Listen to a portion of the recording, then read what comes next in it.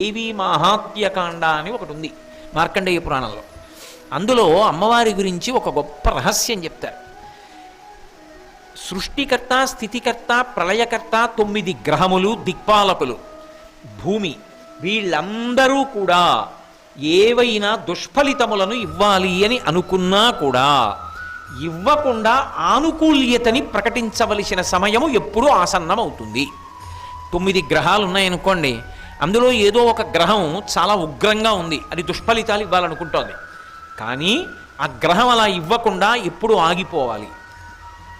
లేకపోతే దేవతలే ఇవ్వాలనుకుంటున్నారు, దేవతలు కూడా ఇవ్వకుండా ఎప్పుడు ఆగిపోవలసి ఉంటుంది.